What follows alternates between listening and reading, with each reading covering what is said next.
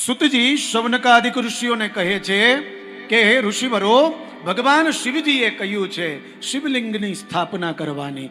કઈ જગ્યાએ સ્થાપના કરવાની? તો કે ભગવાનની આપણા ઉપર કૃપા હોય ને, અનુકૂળતા હોય, ભગવાને દ્રવ્ય આપણને આપ્યું હોય તો કોઈ પણ તીર્થ ક્ષેત્રમાં જઈ અને એક શિવ મંદિર બનાવવાનું.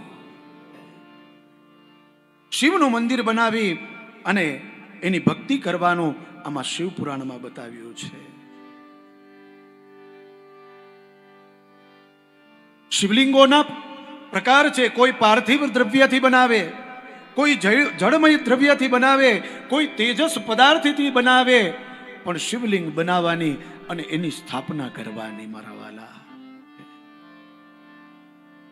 આપણી આ કથામાં જેને કોઈએ પણ આ શિવલિંગ બનાવી છે એને અંતરના હૃદયના આશીર્વાદ આપું છું કે શ્રાવણ મહિનાની અંદર તમને આ શિવલિંગ બનાવી અને એની પૂજા કરવાની ઈચ્છા થઈ.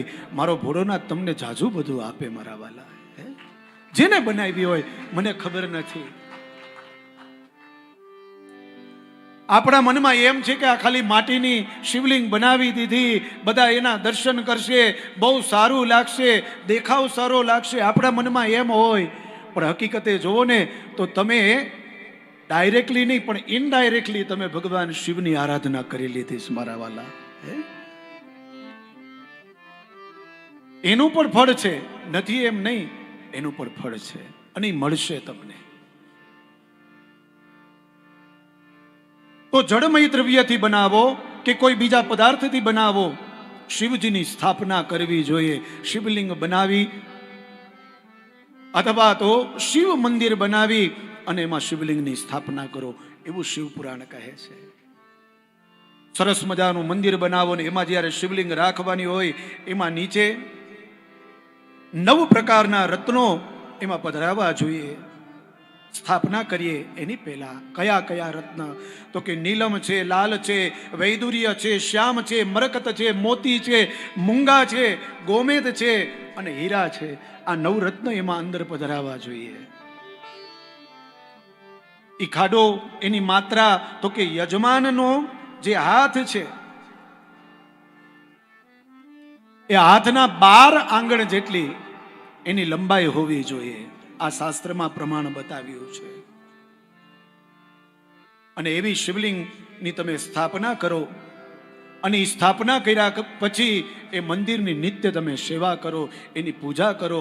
1650 પૂજા બતાવી છે.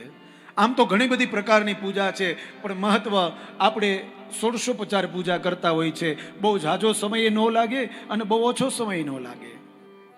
તો એ 1650 કયા છે? તો કે પાદ્ય, અર્ઘ્ય, આચમન્ય, સ્નાન, પછી તો કે પંચામૃત સ્નાન, ધૂપ, દીપ, નૈવેદ્ય, તાંબુલ, દક્ષિણા, પ્રદક્ષિણા, આ બધું 16 ઉપચાર ભગવાનના બતાવ્યા છે. અરે ખાલી 16 ઉપચાર નહીં, એના એક એક મંત્ર પણ બતાવ્યા છે. જ્યારે જ્યારે તમે શિવજીની પૂજા કરો ત્યારે ભગવાન શિવજીની પૂજામાં સૌથી ધ્યાન વેદોક્ત પદ્ધતિથી પેલું ધ્યાન આવે. ઓમ નમસ્તે રુદ્રમન્ય ભૂતો તૈખવે નમઃ, બાહુભ્યામ મુતતે નમઃ જાત. આ ધ્યાનનો મંત્ર છે.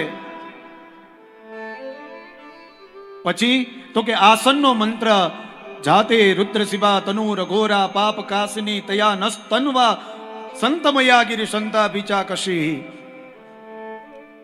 પછી તો કે ભગવાનને આપણે પગ ધોઈએ તો ભગવાન શિવજીની પૂજા સૌથી પહેલે ભગવાનના પગ ધોવો, એનો પણ મંત્ર છે.